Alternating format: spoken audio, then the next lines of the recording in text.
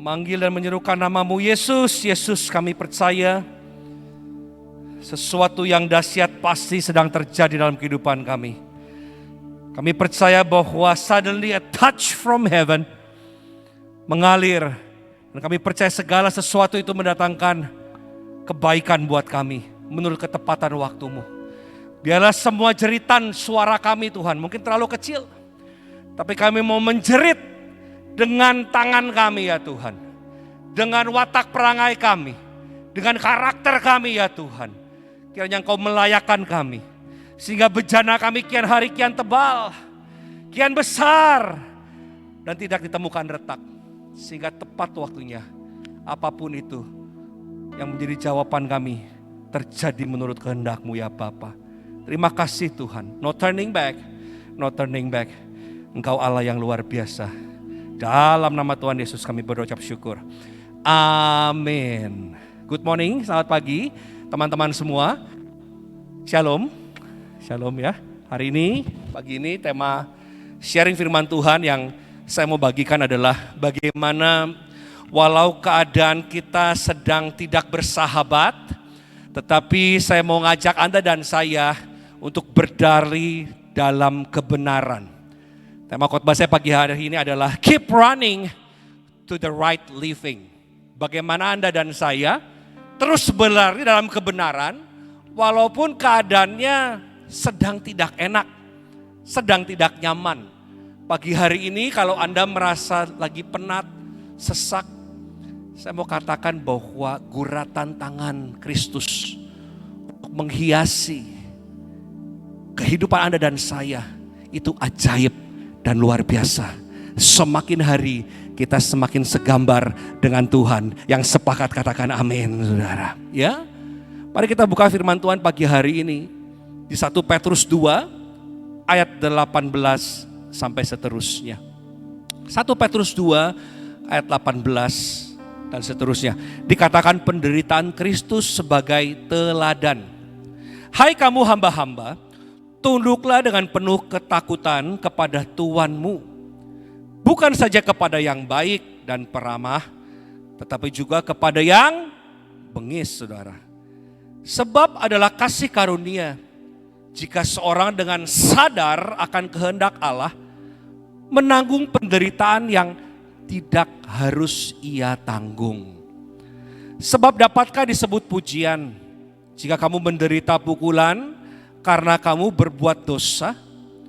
Tapi jika kamu berbuat baik dan karena itu kamu harus menderita, maka itu adalah kasih karunia pada Allah. Ayat 21. Sebab untuk itulah kamu dipanggil, sebab untuk itulah Anda dan saya dipanggil.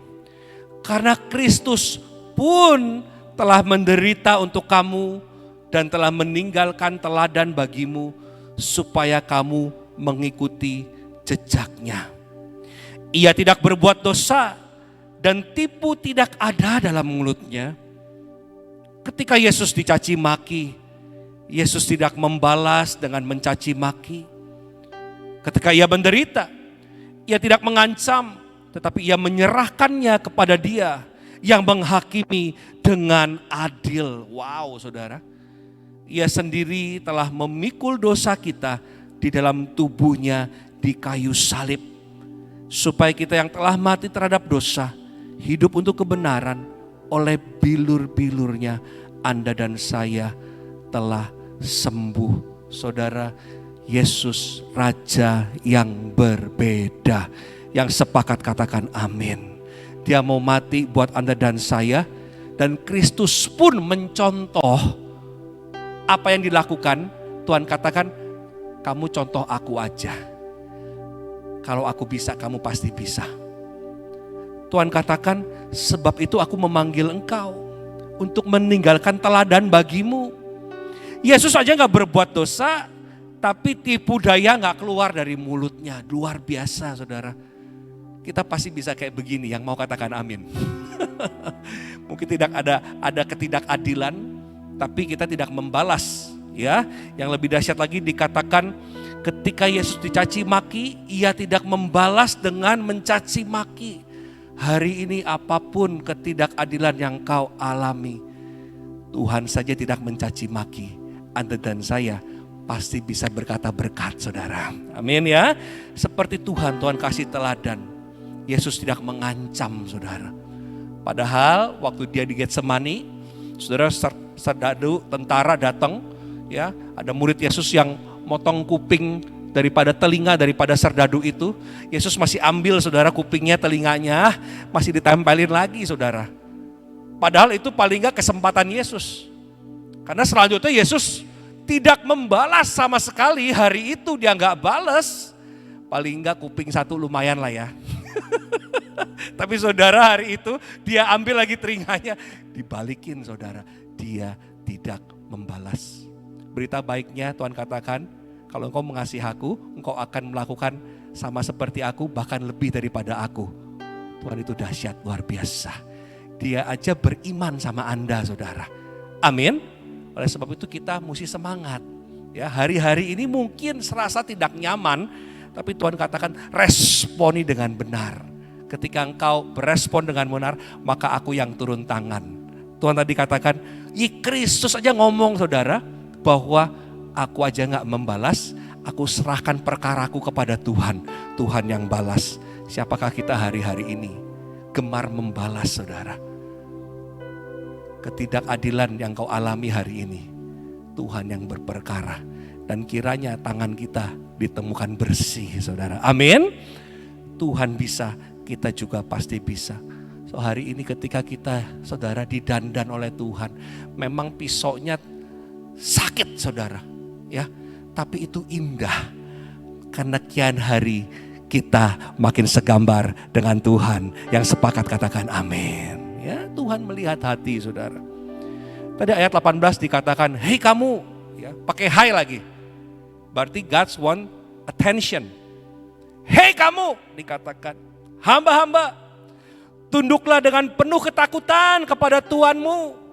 Bukan saja kepada yang baik dan peramah, tapi juga kepada yang bengis, saudara. Ini bengis, gawat, saudara. Tapi Tuhan katakan, mau yang bagus, yang jelek, ini aku yang kasih. Kamu mesti tunduk. Jadi saya masih ingat, saudara, ketika beberapa waktu lalu ketika saya masih berkantor di Hong Kong, saudara ya. Jadi manajer saya, guru saya, ya. Saya waktu itu bekerja sama paman saya di Hong Kong, dan karena beliau sangat sayang sama saya, dia menyerahkan saya dididik oleh tangan kanannya beliau. Orang lokal, orang Hong Kong, saudara. Ya, orang Hong Kong itu tidak sehalus orang negara lain, saudara. Jadi unik sekali. Waktu itu Lydia juga berkantor sama saya bareng-bareng. Itu kalau dia didik saya, saudara, itu teriaknya dari dalam kantor sampai lift kedengeran, saudara. Lydia yang denger aja, ya waktu itu dia masih pacaran dengan saya. Lydia yang denger aja sakit hati, saudara. Waktu itu masih pacaran, saya nggak tahu kalau udah menikah, saudara ya, mungkin saya nggak tahu sih, ya. Firman Tuhan katakan, apapun itu engkau hargai. Tapi setelah 20 tahun kemudian saya bertemu dengan manajer saya, ada satu kali dia ke Lampung, saya bertemu dan saya katakan, saya bisa ada hari ini karena Anda mendidik saya. Ketika saya harus berhadapan dengan dia, saya belajar yang namanya harus bawa catatan. Nanya harus secukupnya. Ketika dia ngomong, kita harus catat. Bengis sekali, saudara. Dengan perkataannya, matanya melotot kayak mau keluar, saudara. Tapi hari itu, sampai sekarang, saya terima banyak didikan Tuhan lewat beliau. Maka itu Tuhan katakan, yang bengis aja engkau harus tunduk. Apakah keadaanmu hari ini cukup bengis? Iya, saudara. Setahun kita sudah COVID ini, Pak Pendeta, saya ini sudah gak tahan. Luar biasa. Mungkin hari ini kita ngalamin seperti itu. Keadaannya bengis sekali. Tapi Tuhan katakan engkau harus apa? Engkau harus tunduk. Terima saja. Segala sesuatu mendatangkan kebaikan hanya bagi orang yang percaya kepadanya. Bukankah kita semua orang yang percaya kepada Tuhan pagi hari ini? Amin. Mendatangkan kebaikan. Ayat 19 dikatakan, sebab adalah kasih karunia. Jika seorang karena sadar akan kehendak Allah menanggung penderitaan yang seharusnya ia nggak tanggung. Itu dikatakan engkau beruntung, kata Tuhan. Itu hadiah yang luar biasa. Sebab dapatkah disebut pujian jika kamu menderita pukulan karena kamu berbuat dosa? Kalau kamu berbuat dosa, kamu dipukul, udah jelas. Tapi ketika kita berbuat benar, kita menderita, Tuhan bilang itu adalah sebuah keberuntungan. Itu kasih karunia, saudara. Tapi mungkin daripada kita berkata bahwa dapatkah disebut pujian ini, Tuhan adil apa enggak sih? Menanggung penderitaan yang enggak harus aku tanggung. Sebagian ada yang bilang, ya, ada yang bilang, bocengli Tuhan. Ini enggak adil. Menderita karena berbuat baik, ini enggak adil Tuhan. Tapi Tuhan katakan tunduk. Karena itu adalah sebuah kasih karunia.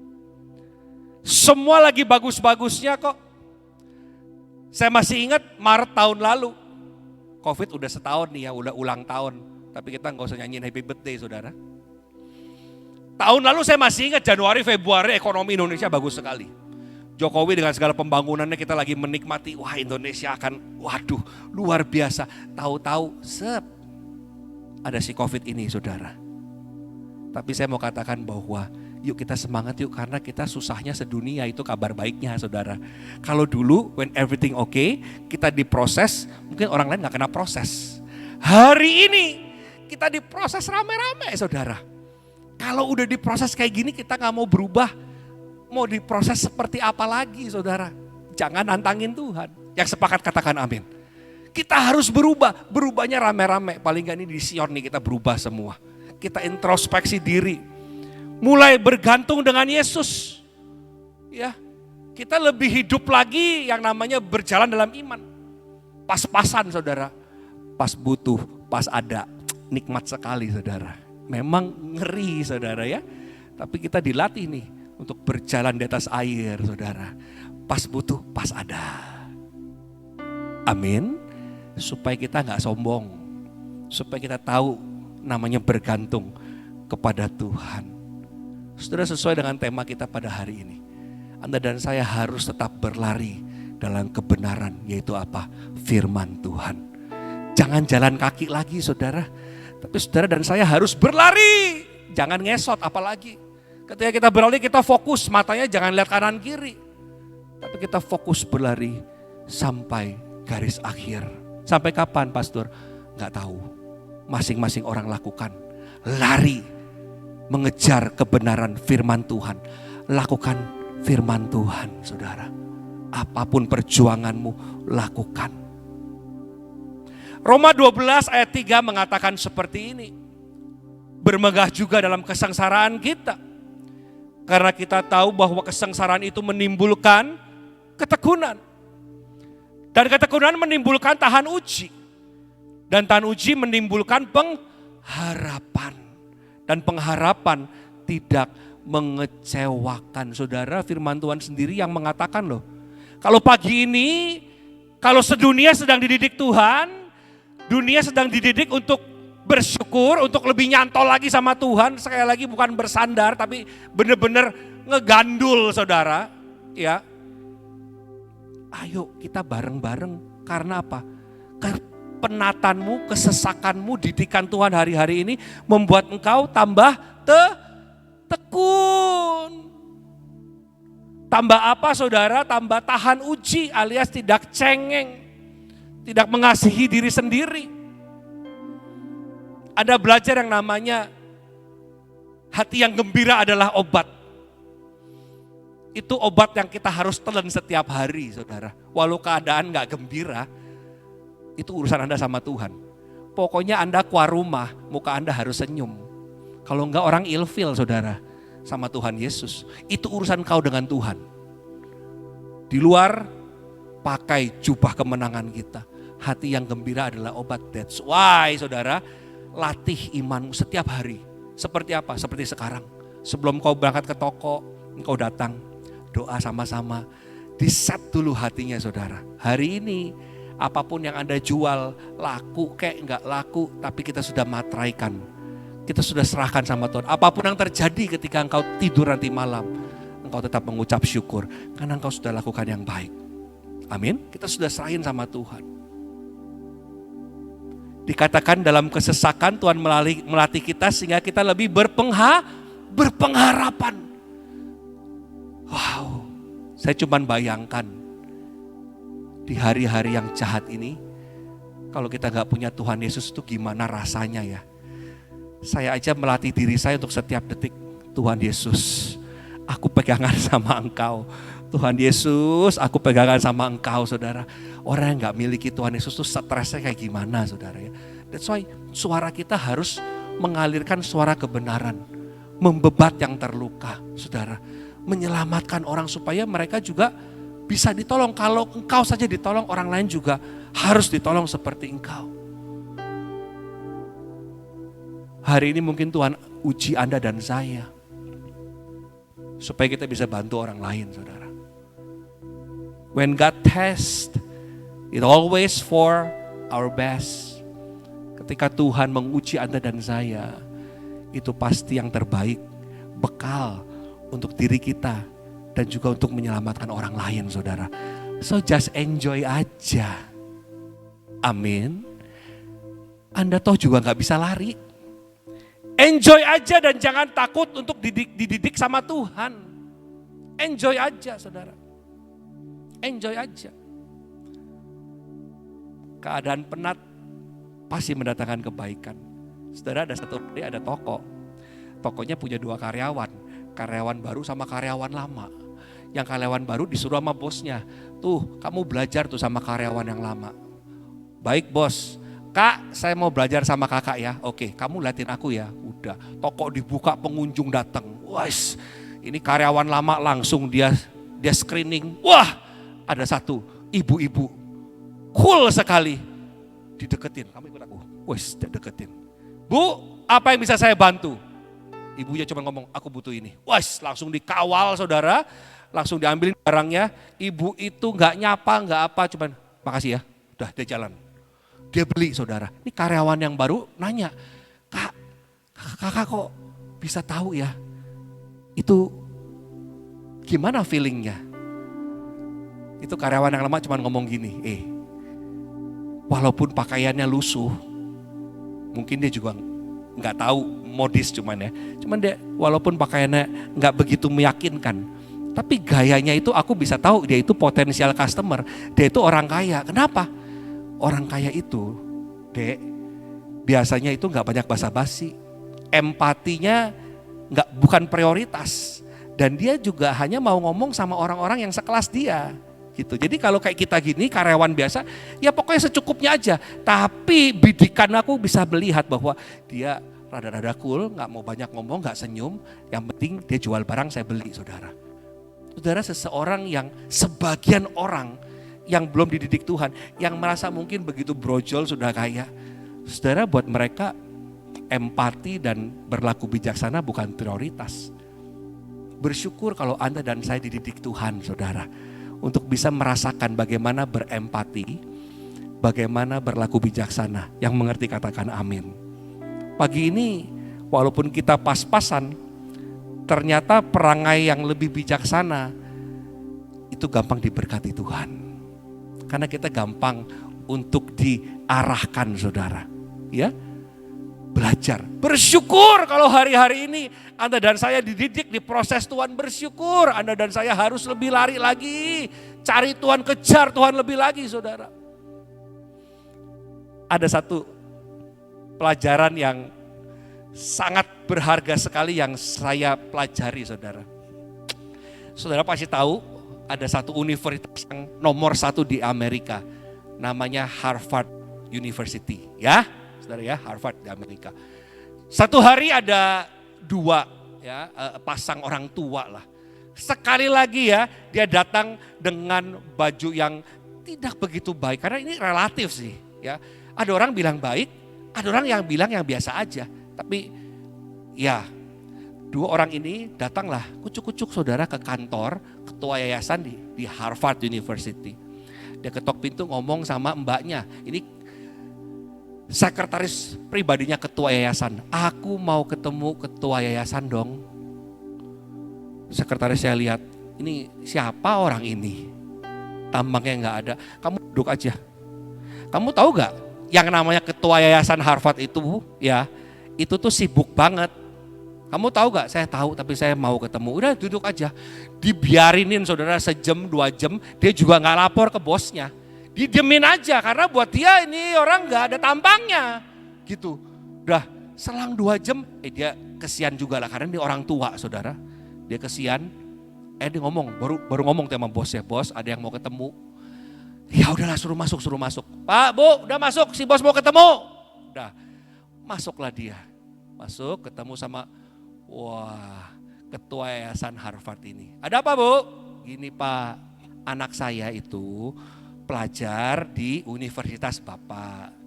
Baru semester 1. Kemarin mengalami kecelakaan. Dia seneng banget sekolah di Harvard ini. Nah, tujuan kami datang, orang tua tertatih-tatih datang ini kami ingin bikin satu peringatan lah ya. Baru ngomong peringatan langsung diselak saudara sama siapa? Sama bos Harvard ini. Kamu mau bikin apa? Mau bikin tugu? Mau bikin apa monumen? Kalau kamu mau bikin monumen di universitas ini bisa kayak kuburan. Semua orang bikin monumen. Kamu mau bikin apa? Oh enggak Pak, jangan salah. Aku mau bikin gedung. Mau bikin gedung katanya. Kamu tahu gak bikin gedung itu berapa duit? Saudara kalau di Amerika, misalnya Ibu Nani mau nyumbang saudara, nanti bisa dibikinin gedung tuh atas nama Ibu Nani seperti itu. Jadi pemiliknya nanya, kamu punya uang berapa? Hah? Kamu tahu gak satu bikin gedung itu berapa duit? 7,5 juta US dollar. Kamu tahu? Ibu itu nengol suaminya. Oh, Pak, cuman 7,5 juta US dollar ternyata. Cuman saudara, itu kalau dikalkulatorin tadi pagi saya pakai kalkulator saya, nolnya nggak nyampe saudara. Jadi Apple saya dari lurus saya mesti miringin, baru saya hitung nolnya atau enggak. Itu 105 miliar. Dia ngomong sama suaminya, Pak, ternyata cuman 105 miliar. Ya udah ya. Pak, kalau gitu saya pulang ya. Ternyata bikin universitas nggak mahal ya, 105 miliar saya bikin sendiri aja. Tahu gak siapa pasangan ini saudara? Pasangan ini adalah keluarga daripada Leland Stanford. Saudara boleh lihat, Leland Stanford. Dia pulang akhirnya dia bikin universitas sendiri. Namanya Stanford University saudara. Saudara karakter yang jelek ya, kadang-kadang itu bisa membuat berkat itu jadi bencana saudara. Ini bencana banget. 105 miliar gak jadi nerima saudara. Ini bencana banget. Saudara, karakter kita harus sweet. Seperti Kristus saudara. Sehingga Tuhan gampang untuk memberkati Anda dan saya yang sepakat katakan amin. Ya, nama baik Anda bagus. Anda juga diberkati oleh Tuhan. Saudara, tetap semangat saudara, teman-teman. Ya. Walaupun tantangan luar biasa, tapi kita harus tetap ya, ini semua melatih kita untuk menghargai sebuah kehidupan, kebebasan, kesehatan. Karena kebahagiaan itu enggak melulu ngomong soal uang. Teman saya seorang tukang cukur nih. Beberapa waktu lalu dia dipanggil sama anak pejabat. Di rumahnya yang besar sekali. Saya be-nya bukan be biasa tapi besar sekali. Teman saya tukang cukur di saat Covid. Karena rumahnya kayak istana saudara, di dalam rumahnya aja itu ada 7-8 rumah di situ. Dan rumah anaknya pejabat ini paling ujung. Setiap masuk dari pagar, colok, antigen. 1. Lewatin rumah yang 1, colok lagi. 2, 3 colok, 4 colok, 5, sampai ke 7. Dia bilang sama saya, lama-lama hidung gue jebol kayak gitu, sampai ke mata saudara. Dia harus pastikan, karena itu rumah orang kaya saudara. Dia tiap rumah dia harus diantigenin sampai ke paling ujung saudara ya. Balkonnya aja satu rumah itu bisa 5 saudara di dalam balkonnya gitu. Dia lapor, dia datang ya udah siap nyukurin. Begitu masuk saudara teman saya ini ya, wis ini anak pejabatnya keluar. Karena jam makan siang, yuk langsung butler spesial pelayannya keluar menyajikan masakan siang hari ini saudara. Dikasih listnya, ada 10 macam. Wih teman saya ngeliatin, wih kayak restoran. Dia lihat menu hari ini. Kemudian dengan gampang dia ngomong, hari ini aku gak selera. Tolong pesenin saya makanan di kafe ini saudara. Terus teman saya cuma senyum aja, oh gitu ya. Kalau bangsawan darah biru kayak gitu ya saudara ya. Nah Bapak Ibu sekalian, value dari cerita ini apa saudara? Orang yang gak pernah dididik, sekali lagi saya katakan orang yang gak pernah dididik, dia akan semena-mena berkata-kata tanpa memandang, tanpa peduli dengan orang-orang di sekitarnya. Kawan saya ini hanyalah orang biasa yang makan sehari 3 kali, menunya juga cuma 1 macam saudara. Tapi anak pejabat ini menunya boleh 10, tapi dia ngomong dengan entengnya. Oh saya gak mau suka ini, tolong belikan lagi makanan di luar di kafe ini saudara. Bapak Ibu sekalian kalau hari ini engkau dididik Tuhan. Didikan itu membuat engkau berkata-kata lebih bijaksana. Yang mengerti katakan amin. Hari ini ketika engkau dididik oleh Tuhan. Perlakuanmu itu menjadi lebih empati saudara. Engkau ketika dididik Tuhan, kita lebih tahu lagi Tuhan, aku harus nyantol dengan Engkau. Ketika kita dididik Tuhan hari-hari ini, mungkin penat rasanya, tapi kita semakin tahu diri. Anda dan saya ditaruh mungkin dalam kesesakan supaya kita sekali lagi bisa menjadi jawaban buat orang lain. Teman saya si tukang cukur ini, saudara, ini orang Nebayot saudara ya, bukan orang Kristen, ini orang Nebayot. Dia kayaknya jiwanya lebih bangsawan saudara daripada anak pejabat ini yang ngakunya Kristen. Ngakunya Kristen saudara. So hari-hari ini kejar didikan Tuhan. Aku kaya bukan karena lobi rumahku 5, aku kaya bukan karena makananku 10 macam sekali makan, aku kaya karena aku mengejar Tuhan. Tuhan hidup dalam aku dan aku hidup dalam Tuhan. Itu aku kaya. Aku kaya karena apa? Karena aku mengejar kesetiaan. Aku kaya karena aku mau belajar. Aku gak menukar Kristus dengan mujizat. Aku gak menukar Kristus dengan harta, tahta ataupun pasanganku. Aku gak mau tukar.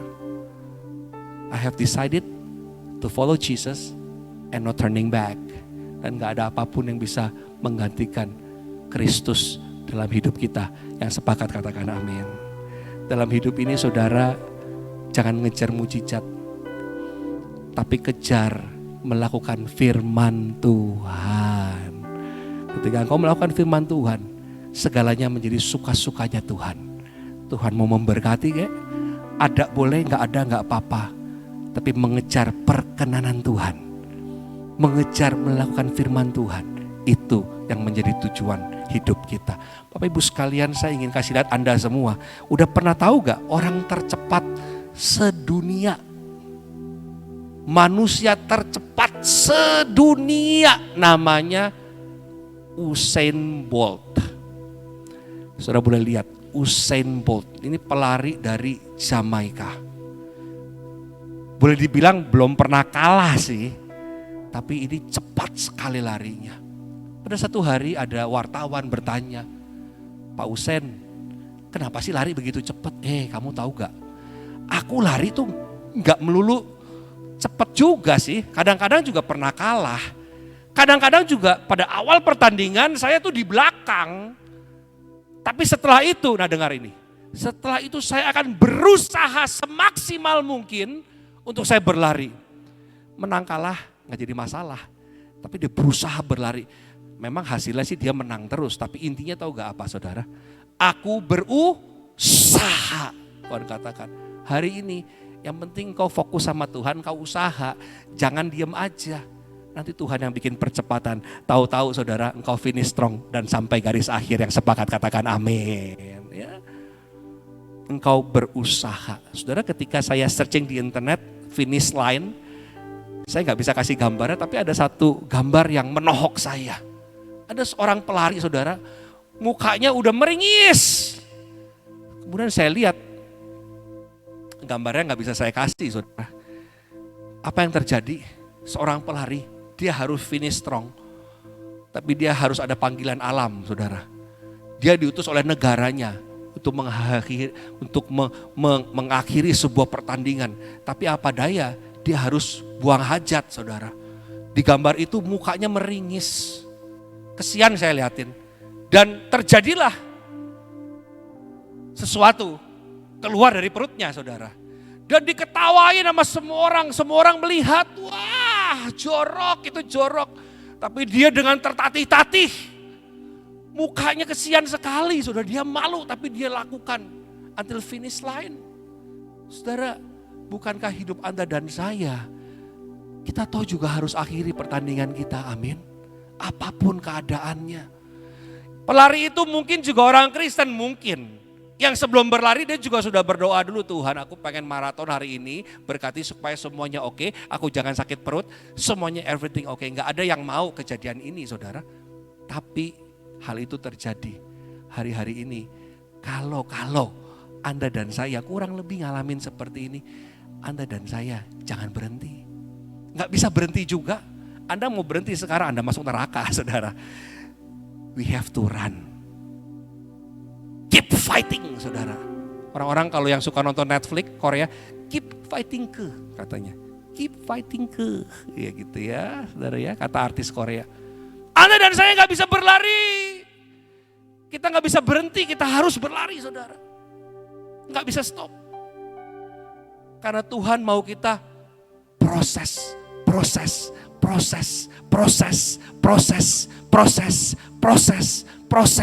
Didikan. Tapi iblis selalu mau lihat apa saudara? Hasil. Iblis selalu mau lihat hasilnya mana? Tuhan melihat proses. Apapun keadaanmu hari ini, semuanya mendatangkan kebaikan. Engkau tambah dewasa. Berkat-berkat Tuhan lebih gampang lagi tercurah kepada engkau. Hari ini jangan merasa dirimu nggak bernilai. Engkau dahsyat, ya, engkau luar biasa, engkau ajaib. Dikatakan engkau ini unik, saudara. Jadi kita ini pasti ada nilai lebihnya. Orang lain nggak bisa jadi Anda juga nggak akan bisa jadi orang lain, percayalah. Hari ini mulai aja. Mungkin nggak ada nilai ekonomisnya, tapi mungkin Anda berkata aku suka masak, ya masaklah. Hari-hari ini banyak orang yang di rumah kok. Anda boleh masak, kirimlah masakannya ke teman-teman. Atau di gereja ini semua sudah onsite, semua hadir. Anda senyumnya manis, jadilah asyir. Anda adalah manajer, Anda leader di marketplace, jadilah ketua care group. Memuridkan satu dengan yang lain, jadilah manfaat. Mulai dengan talenta yang Tuhan kasih. Karena setiap orang punya talenta. Semua orang dahsyat, semua orang luar biasa. Cina gak bisa jadi orang, orang juga gak bisa jadi Cina. Saya gak mungkin bisa jadi Ibu Nani juga gak mungkin bisa jadi saya. Anda gak mungkin bisa jadi orang, siapapun Anda adalah spesial di mata Tuhan. Nah Bapak Ibu sekalian, saya tutup ada satu ilustrasi. Kejadiannya ini ada satu gereja Taiwan. Gereja Taiwan dia buka cabang di Indonesia. Jadi ini tentu berbahasa Mandarin ya. Orang Mandarin itu kalau mau manggil Yesus tuh, tadi kan kalau bahasa Ibrani Yesua ya. Jadi kalau bahasa Mandarin namanya Chu Yesu saudara ya. Jadi ketika dia mau nyebut Tuhan, gereja ini selalu Chu Yesu ya. Jadi asok-asok ini orang tua gitu ya. Chu Yesu.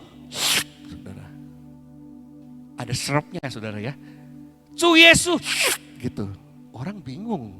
Tapi ya diikuti nama semua orang. Semua volunteer, pekerja, semua jemaat jadi kayak gitu. Cu Yesus.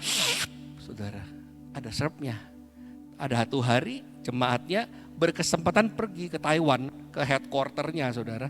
diliatin, ini gembala pusatnya yang di Taiwan itu kayak begitu gak saudara ya? Cu Yesus, saudara, enggak tuh, cuman yang di Indonesia doang. Tapi kenapa diikutin sama semua jemaat yang manggilnya Cu Yesus, saudara? Ternyata pendetanya udah tua, gigi palsu. Jadi ketika dia ngomong, Cu Yesus, ngondoy saudara ya, saudara. Tapi diikutin tuh sama orang-orang saudara. Lucu ya, lucu. Saudara, kita gak usah jadi orang lain. Jadilah seperti yang Tuhan inginkan. Amin. Anda berlari, gak usah lihat kanan kiri. Anda fokus pada tujuan, lakukan panggilan Tuhan, lakukan firman Tuhan. Jangan cari mujizat, cari perkenanan Tuhan. Cari kehendak Tuhan dan melakukan firman Tuhan. Maka segalanya pasti mendatangkan kebaikan. Haleluya.